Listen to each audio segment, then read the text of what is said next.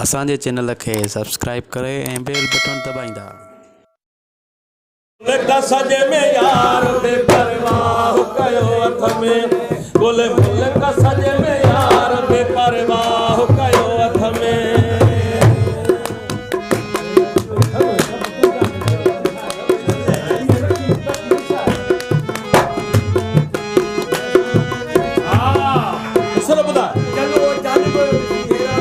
वो जाले बजो दिसी हैरान थूरा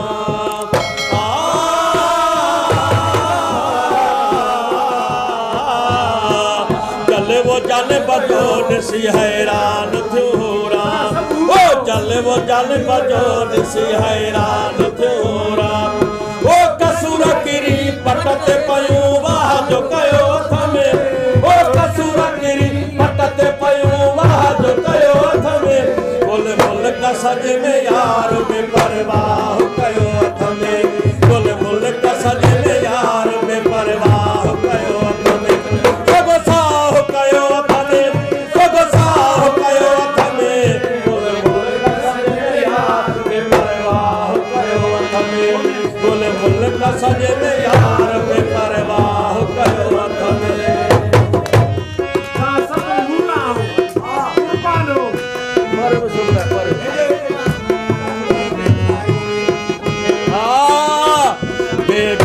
के केड़ी करे मुझे दर्द दुखन जी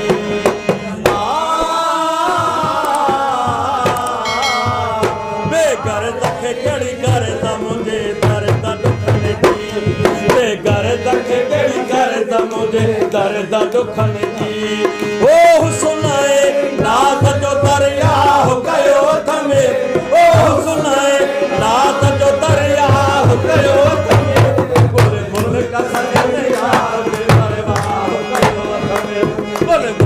सजे में यार बेपरवाह कयो कदे दी लग सिंधा सिंधा या सिंधा पत्ता से परे साईं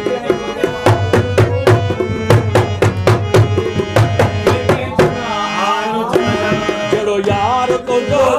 जाने बे न कहे जो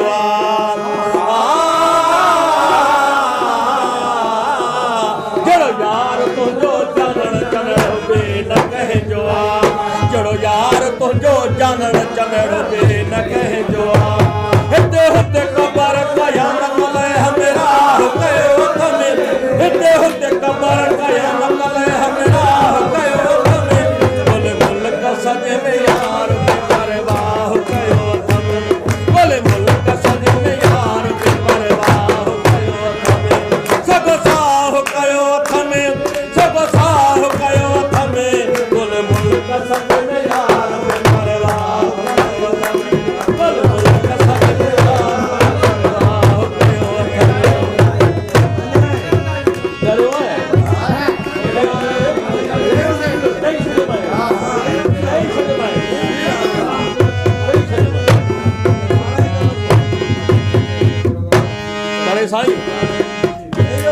जड़ो यार तो जो जानन चलड़ो बे न कहे जो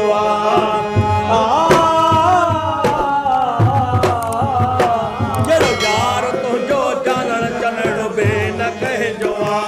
हिते हुते कबर कयामत ले हमरा हो कयो थमे हिते हुते कबर कयामत ले हमरा हो कयो थमे बोले मुल्क सजे में यार बेपरवाह कयो